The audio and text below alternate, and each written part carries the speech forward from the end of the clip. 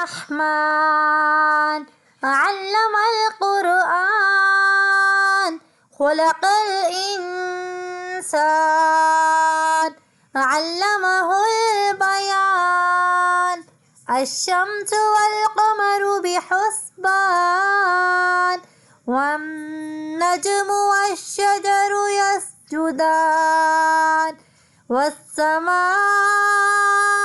رفعها ووضع الميزان ألا تطغوا في الميزان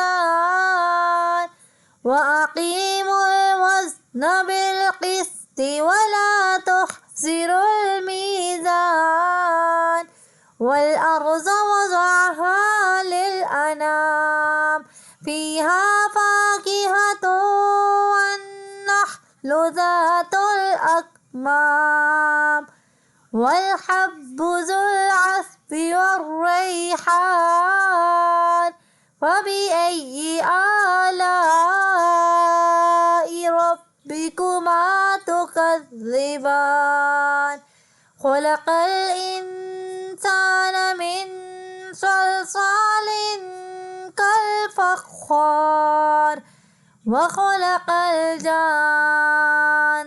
من مارج من نار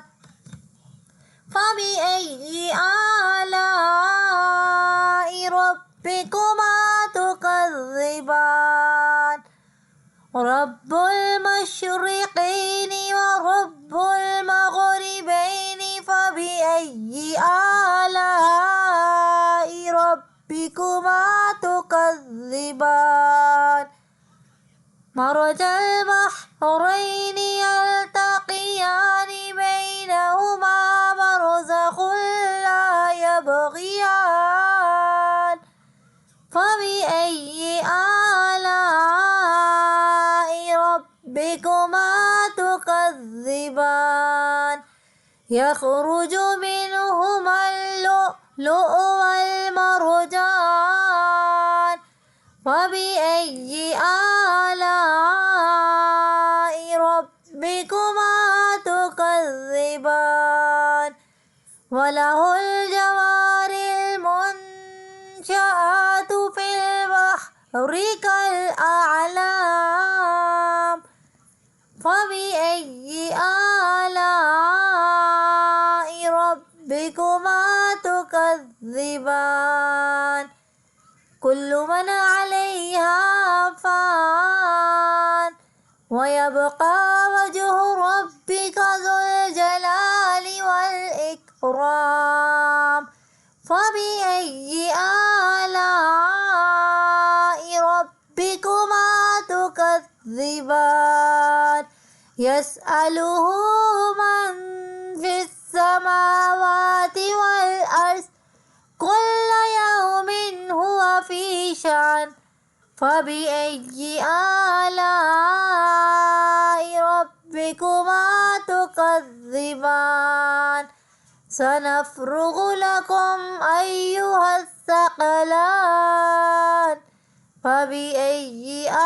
آلاء ربكما تكذبان يا معشر الجن والإنس إن استطعتم أن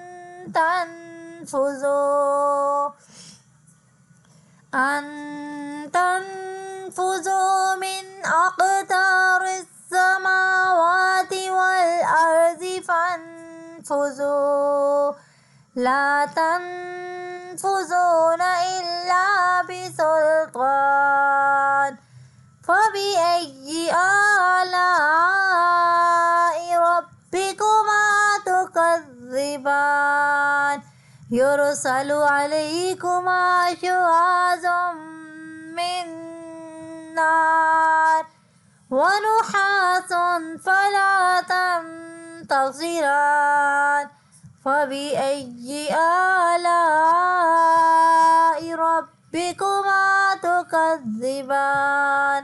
فإذا انشقت السماء فكانت وردة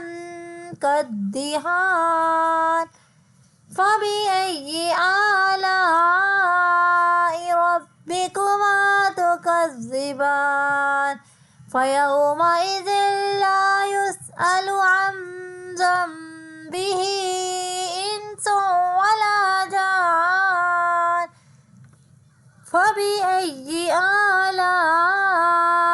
ربكما تكذبان يا معشر الجن والإنس إن استطعتم أن تنفذوا من